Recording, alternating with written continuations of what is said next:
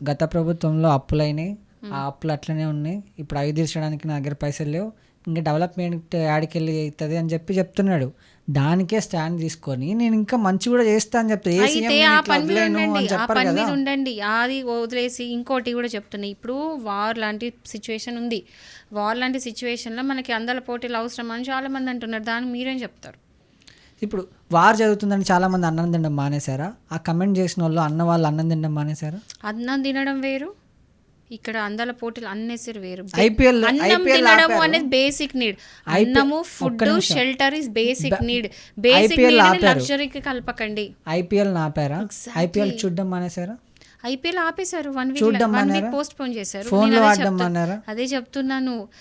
Basic needs వేరు, luxury is different. ఇది luxury. Basic needs ఏంటి? ఫుడ్, షెల్టరు, బట్టలు. ఇది బేసిక్ నీడ్స్ గవర్నమెంట్ దృష్టిలో పెట్టుకొని ప్రొవైడ్ చేయాలి.